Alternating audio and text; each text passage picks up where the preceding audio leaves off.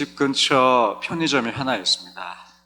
그 편의점에는 지금은 날씨가 추워서 계시지 않으신데 한 남성분이 한 50대쯤으로 보이시는 남성 한 분이 저녁 7시가 좀 넘으면 편의점 앞에 벤치에 앉으셔서 거기서 조용히 한 잔을 하고 계십니다. 매일인지는 알 수가 없지만 제가 수요 예배 금요기도에 올 때마다 늘 정한 시간에 그곳에 퇴근을 하시고 귀가하시는 길에 들리신 모양입니다. 거기서 한잔 하시면서 안주거리가 앞에 있고 때로는 휴대폰으로 스포츠 야구나 그런 영상을 보기도 하시고 때로는 누군가 통화도 하시고 때로는 그냥 가만히 앉아 계실 때가 있는 걸 본 적이 있습니다. 그런데 그 풍경이 저에게 하나의 생각을 좀 가져다 주었는데 그것은 저 시간이 참 세상 다 가진 것처럼 그렇게 풍요해 보일 수 없었습니다. 정말 풍성한 부유한 시간 같았습니다. 가만히 생각해 보니까 그분에게는 그 시간이 세상과 이제 분리된 시간이었습니다. 시끄러웠던 하루의 일과가 끝나고 또 댁으로 들어가시면 가족들이 기다리시지만 그 시간에 잠시 멈추어 서서 편의점에서 혼자만의 쉼을 누리고 계셨기 때문입니다.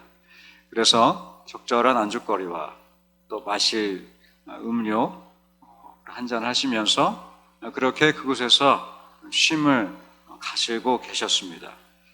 시끄러운 일상으로부터 조용히 홀로 지내는 시간, 만족스럽고 풍성한 시간으로 보였습니다. 그 풍경에 매료되어서 이런 질문을 저에게 던져봤습니다. 저는 바쁜 하루하루와 한 주를 보낼 때에 나에게도 그렇게 쉬어가는 편의점은 어디일까? 나에게도 그렇게 쉬어가는 편의점이 있을까? 질문을 해보았습니다. 여러분에게도 이 질문을 좀 드려보고 싶은데 오늘 바쁜 하루 일상과 또 한 주 한 주 보내시면서 여러분은 쉬어가는 편의점이 있으신가요? 아니면 그 편의점에서 어떻게 쉬고 계시는지 질문을 드려봅니다. 오늘 금요기도회가 그런 편의점 되셨으면 좋겠습니다. 혹 몇몇 성도님들은 금요기도회 걱정하십니다. 주중 예배가 인원이 줄고 있음에 걱정하고 계십니다. 그런데 저는 대찬성입니다. 왜냐하면요, 시끄럽기보다 요란하기보다 조용히 더 하나님께 집중할 수 있기 때문에 저는 인원은 중요하지 않은 것 같습니다. 초대교회 때부터 예배는 뜨겁거나 시끄러운 적이 사실은 없었습니다.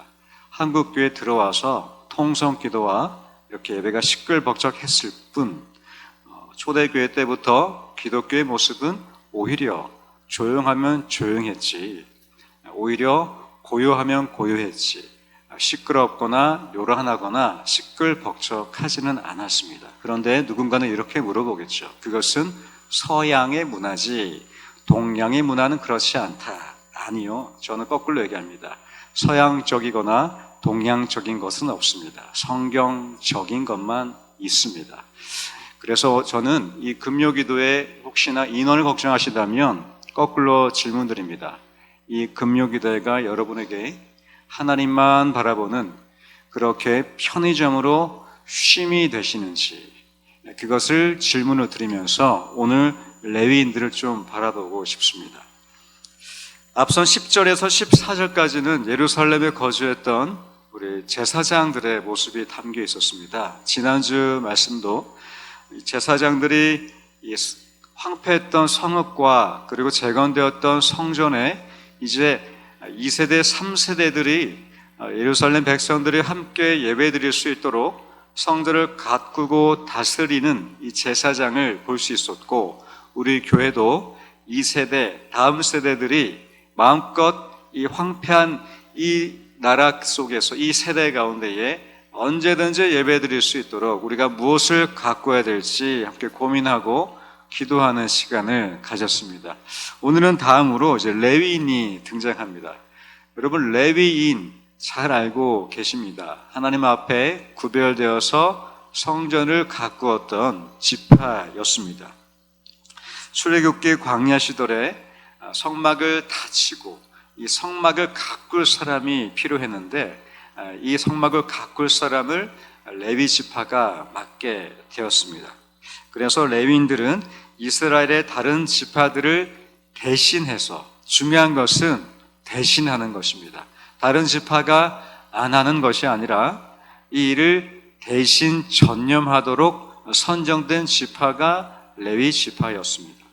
오늘 우리도 금요기도회 모두가 다 나오지 않아도, 날씨가 춥고 좀 듬성듬성해도, 아니면 금요기도회가 예전 같지 않다고 느끼실 수가 있으십니다. 그런데 중요한 것은 우리가 대신하여 우리가 기도회를 나왔다는 것, 이것이 오늘날 저와 여러분의 레위인이라고 생각합니다. 이렇게 레위 족속들은 하나님의 전에서 11지파에 대신해서 이 성전을 가꾸고 지키는 일을 했고, 또 죄를 대속하는 이 제사장 직무도 맡게 되었습니다. 언약궤를 섬겼고, 그리고 성막을 세우며 성막을 철거하고 이런 일도 했었고, 진설병을 준비했고, 제사장을 도왔고, 때로는 율법을 가르치기도 했습니다. 그리고 심지어는 재판을 주관하기도 했습니다. 뿐만 아니라 성전에 있는 찬양대도 노래를 부르기도 했고, 성전 문지기가 되기도 했고, 성전이 수리되고 유지될 때 감독이 되기도 했습니다. 이렇게 다방면에 성전에 관련된 안팎의 모든 일들을 이 레위인이 담당하게 되었습니다.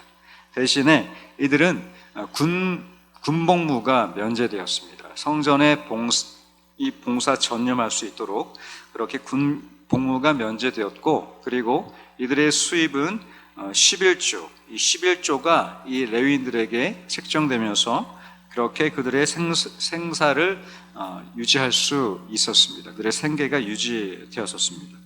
즉 이렇게 레위인들의 이 일상을 한마디로 요약하면 24시간 하나님의 성전에 머물렀던 자들, 머물 수밖에 없었던 자들이었습니다. 이 레위인들이 오늘 예루살렘 성읍이 황폐해진 후에 누가 이 예루살렘에 남을 것인지 함께 의논하고 자원할 때, 이렇게 레위인들 중에서도 몇몇 자손들이 자원하여서 예루살렘 성읍에 머물게 되었습니다. 우리 16절 말씀 먼저 함께 읽겠습니다. 또 레위 사람의 족장 삽부대와 요사밭이니 그들은 하나님의 전 바깥일을 맡았고, 삽부대라는 사람이 나옵니다. 이 삽부대의 뜻은 안식하다, 안식이라는 뜻이 있습니다. 이 레위인이 16절에서 하나님의 전 바깥일을 맡았는데, 이를 맡은 사람의 이 삽부대의 이름이 안식하다. 이것이 저는 좀 약간 독특하게 다가왔는데, 안식을 하면 쉬어야 되는데 삽부대라는 사람의 이름은 쉬어야 되는데 오히려 하나님의 바깥 전일을 하고 있었습니다.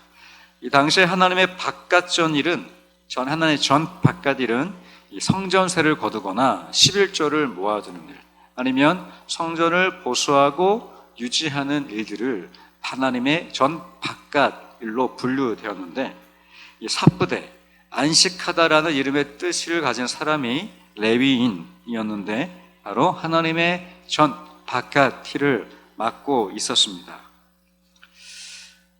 이 바깥 일을 했던 삽부대와 요사밭이 레위 사람으로 등장하고 있고, 우리 17절 또 함께 읽겠습니다. 또 아삽의 증손 삽디의 손자 미가의 아들 마따냐이니 그는 기도할 때에 감사하는 말씀을 인도하는 자가 되었고, 형제 중에 박보기야가 버금이 되었으며 또 여두돈의 증손 갈랄의 손자 삼무아의 아들 압단이 이렇게 이제 또 이어서 등장하는 사람은 그들이 했던 일은 이 기도를 인도하는 감사하는 말씀을 하는 인도자였습니다. 박부갸가라는 사람이 나오는데 이 사람은 버금이 되었다. 이 버금이라는 뜻은 우두머리, 리더, 인도자의 뜻을 가지고 있습니다. 그러니까 감사하는 말씀을 인도하는 자가 박부갸가 인도자가 되어서 그들이 기도할 때에 감사하는 말씀을 인도하게 되었던 것이죠. 이 당시에 감사하는 말씀을 인도하는 것은 오늘날 신학자들은 찬양 인도자로 간주하고 있습니다.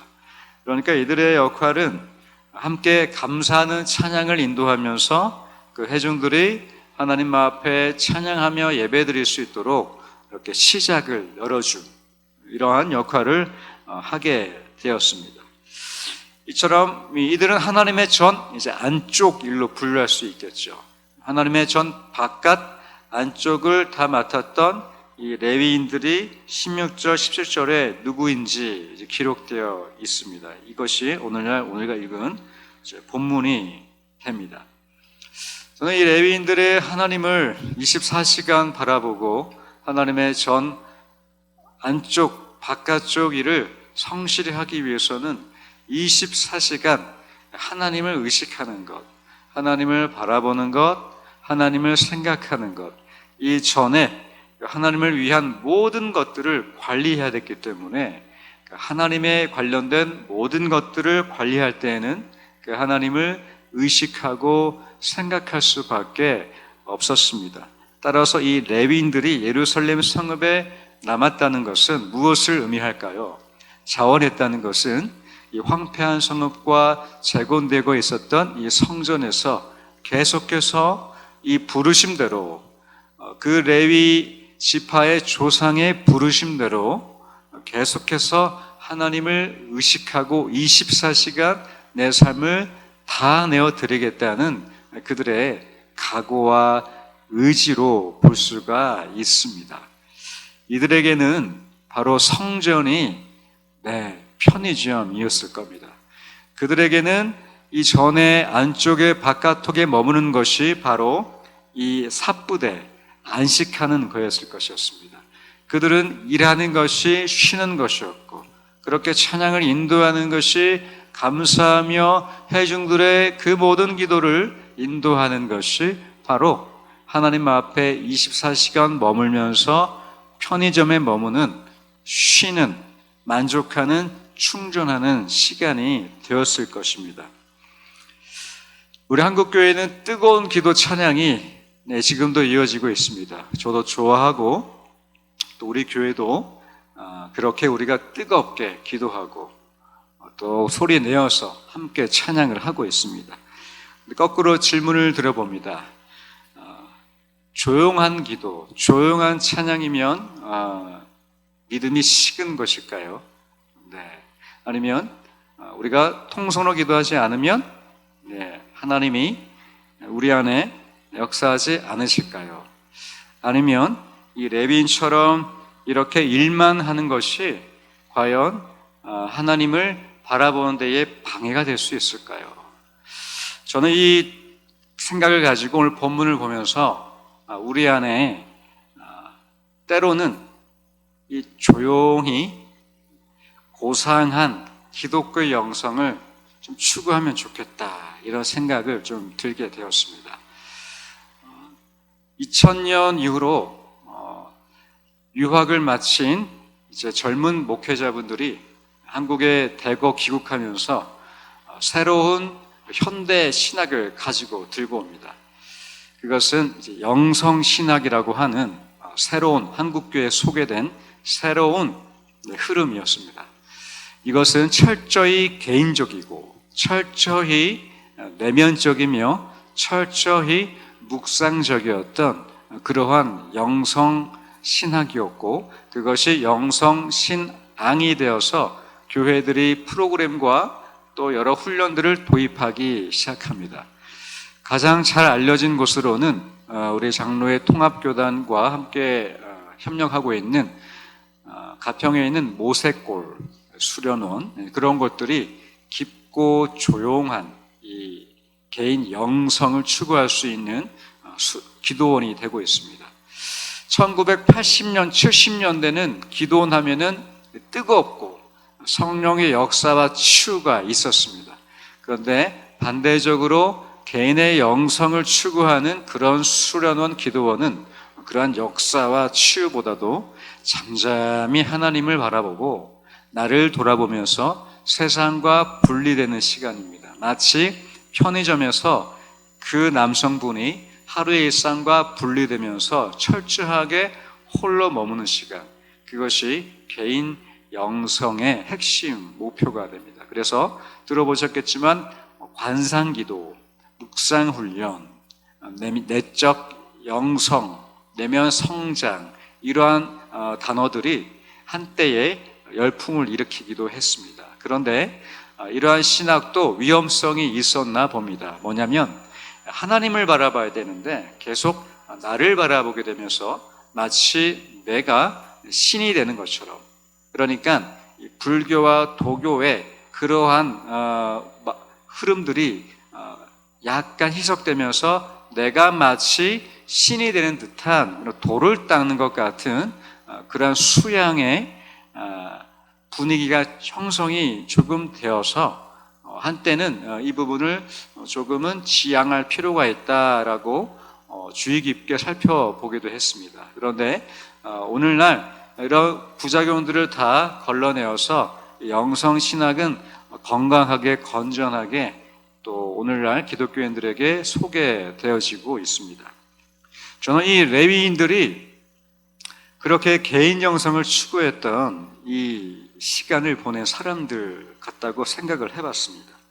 이들에게는 24시간 하나님의 전, 바깥, 그리고 안쪽에 머물면서 일을 맡아서 모든 제반 사항을 했을 뿐만 아니라 또 함께 제사장의 업무도 했고 찬양 인도자의 업무도 했고 예배에 관련된 말씀을 율법을 가르치기도 하면서 모든 것들에 대해 하나님을 의식하고 인식하며 또 하나님을 생각할 수밖에 없었던 그 울타리 안에 살았었기 때문에 이들이야말로 저는 이 고상한 레위인 영성이라고 불러보고 싶었습니다. 이 레위인들을 보면서 오늘날 우리들에게도 뜨겁고 강렬한 충만한 이런 신앙뿐만 아니라 때로는 고상하게 보이는 조용하고 깊이 있는 그러한 내면의 영성을 추구하는 것, 이것 또한 오늘날 우리에게도 필요한 하나의 신앙의 모습이라고 우리가 좀 보고 싶어졌습니다. 레위인처럼 하나님을 생각하고 바라본다는 것, 그것은 늘 뜨겁게, 늘 충만하게 기도하는 순간만은 아닐 것입니다. 때로는 조용히, 때로는 차분하게 그렇게 편의점에 머물러서 그렇게 혼자만의 시간을 갖는 것처럼 그렇게 때로는 깊고 조용하게, 차가워 보이지만 몸이 건조하게 보이지만 그곳에서 하나님과 나와의 그러한 개인적인 1:1 친밀감을 누리는 그 시간, 그것이 바로 편의점, 바로 개인의 영성을 추구하는 시간이 될 줄로 믿습니다. 하나님의 바깥전 일을, 하나님의 전 바깥 일을 했던 것을 보면서 저도 한때 제자훈련 학교라는 선교단체의 그 훈련을 받으면서 매일 일과 속에 오후 2시부터 4시까지 청소를 하는 시간이 있었습니다. 근데 규칙이 있었어요. 뭐냐면 누구와도 말하지 않고 침묵하면서 일만 하는 것이었습니다. 저의 역할은 바닥에 있는 야외 바닥을 쓰레기를 줍고 청소하는 일이었는데 침묵을 하면서 이렇게 하나하나 쓸어 담고 보니까 말할 사람도 없고, 그리고 그 아침에 들었던 강의가 그 오후에 생각이 계속 나는 겁니다. 그래서 제 이 낙엽과 쓰레기를 쓰레받기에 쓸어 담으면서 하나님이 나를 이렇게 정화시키겠다, 나를 이렇게 깨끗하게 하시겠지, 한 땀 한 땀 이렇게 정성껏 사랑스럽게 나를 갖고 가시겠다라는 묵상도 할 수 있었고, 때로는 저 새와 자연을 보면서 하나님의 창조의 섭리에 대해서 좀 더 깊이 있게 생각해 보기도 하고, 말씀이 떠오르기도 하면서 그렇게 하나님의 전 바깥일을 이 레위인들도 했을 것이다 라고 생각해 봤습니다. 초대 중세교회 신앙도 앞서 말씀드린 것처럼 그러한 결이었습니다. 뜨겁고 그렇게 충만하게 기도하거나 부르짖는 그것에 집중하기보다 내적인 성찰과 반성을 통해서 철저하게 가난해지고 철저하게 겸손해지고 철저하게 깨끗해지는 훈련 가운데에 이 초대 그리고 중세 이 교부들이 그러한 삶을 살았는데, 오늘 저는 이 한 명의 교부를 여러분께 소개해 드리겠습니다. 바로 아시시의 이 프란체스카 또는 프란체스코라고 하는 이탈리아 로마 카톨릭 한 교부의 중에 한 명이었습니다. 이 사람은 어렸을 때에 젊을 때에 거리를 지나가다가 거리에 가난한 사람이 구걸하는 걸 보면서 기독교인이라면 나는 저 사람보다 더 가난해야 하는 게 맞다라고 생각하며 그날 이후로 극도로 가난한 삶을 스스로 자처하면서 그렇게 철저하게 가난하게 일평생을 살기 시작했습니다. 그래서 그 당시에 부유했던 부자 로마 이 교회 가운데에 가난하고 청렴했던 이 교부 중에 한 명으로 그 당시에 기독교인들에게 선한 영향을 끼쳤던 바로 24시간 하나님을 바라본 이 레위인 같은 프란체스코였습니다. 그가 한 유명한 기도가 있습니다. 한 번쯤 들어보셨을 때도 있고 보셨을 때도 있는데, 오늘 제가 이 기도를 여러분에게 함께 소개해 드리겠습니다. 성 프란체스의 기도입니다. 큰일을 이루기 위해 힘을 주십사 기도했더니 겸손을 배우라고 연약함을 주셨습니다. 많은 일을 해낼 수 있는 건강을 구했는데 보다 가치 있는 일을 하라고 병을 주셨습니다. 행복해지고 싶어 기도했는데 지혜로워지라고 가난을 주셨습니다. 세상 사람들의 칭찬을 받고자 성공을 구했더니 뽐내지 말라고 실패를 주셨습니다. 삶을 누릴 수 있게 모든 것을 갖게 해달라고 기도했더니 모든 것을 누릴 수 있는 삶 자체를 주셨습니다. 구한 것 하나도 주시지 않았지만 내 소원 모두 들어주셨습니다. 하나님의 뜻을 따르지 못한 삶이었지만 내 마음속에 진작 표현하지 못한 기도는 모두 들어주셨습니다. 나는 가장 많은 축복을 받은 사람입니다. 이것이 가장 가난하게 스스로 자처했던 이 성 프란체스코의 유명한 기도였습니다. 이 기도를 통해 우리가 하는 기도는 어떠한 기도를 하고 있는지 한번 돌아보면 좋겠습니다. 오늘 성전에 머물렀던 레위인들은 어떤 기도를 했을까요? 어떻게 그들의 신앙을 가꾸며 그렇게 하나님을 바라봤을까 생각해 보면 그들에게도 뜨거운 기도가 있었을 것이고, 때로는 조용히 침묵하며 그렇게 하나님과 고요하게 머문 순간도 있었을 것입니다.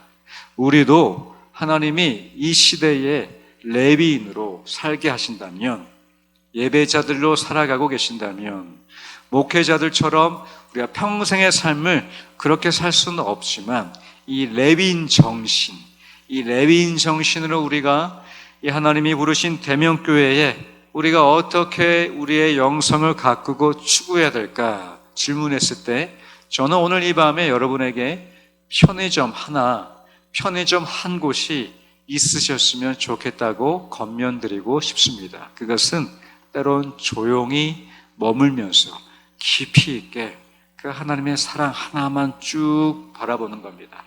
나를 향한 하나님의 그 사랑과 은혜를 계속해서 생각하는 겁니다.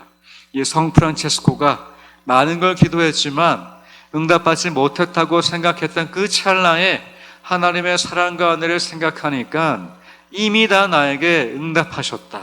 이미 나는 하나님의 가장 많은 축복을 받은 사람이었구나라고 발견한 것처럼, 그렇게 이 기도를 통해서 발견할 수 있는 것은 우리에게 편의점으로 쉴 때에, 머물 때에, 그때가 바로 하나님이 나에게 얼마나 많은 것을 주셨고 많은 것을 응답하셨는지를 깨닫게 되는 순간이 될 줄로 믿습니다.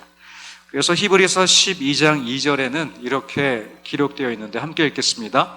믿음의 주요 또 온전하게 하시는 이인 예수를 바라보자. 그는 그 앞에 있는 기쁨을 위하여 십자가를 참으사 부끄러움을 개의치 아니하시더니 하나님 보좌 우편에 앉으셨느니라. 아멘. 여기서 바라보자는 단어 나오고 있습니다. 온전케 하시는 이인 예수를 바라보자. 이 바라보자의 원뜻을 말씀드리면, 일정한 목표를 보기 위해서 다른 곳에 시선을 두지 않고 그 나의 눈을 그 목표에 고정시킨다라는 뜻이 있습니다. 그러니까 이 히브리서 기자가 믿음의 주요 또 온전케 하시는 이 그 목표 예수를 바라보자 할 때 우리의 눈을 다른 것에서 시선을 돌려서 그것에만 고정시킨다라는 뜻이죠. 오늘 이 밤이 우리가 모든 걱정과 기도와 근심과 신음과 답답함과 그러고 고난과 어려움, 그것으로부터 시선을 두지 않고 믿음의 주요 온전케 하시는 이인 예수를 바라보시기를 주님의 이름으로 축원드립니다. 이 레위인처럼, 이 성 프란체스코처럼, 이 편의점에 앉아 계셨던 이 한 남성분처럼 오늘 우리가 이 편의점에 가만히 앉으셔서 하나님께서 나에게 많은 것을 주신 것에 대해서 잠잠히 깊고 고요하게 그렇게 우리가 기도하기를 소망합니다. 그렇게 우리가 감사와 만족함으로 레위인들처럼 우리가 하나님의 바깥전에서 교회를 섬기시는 다양한 모습 속에서도 힘들지 않고 지치지 않고 계속해서 하나님을 바라보는 것입니다. 우리가 감사인도 찬양을 했던 이 레위인 지파처럼 우리도 많은 사람, 가정, 구역, 기관 속에서 하나님께 감사하자고 찬양하자고 우리가 인도할 수 있게 되는 것입니다. 바로 우리가 이 믿음의 주요 온전하게 하시는 이 예수를 바라볼 때에 우리가 그렇게 살게 될 줄 믿습니다.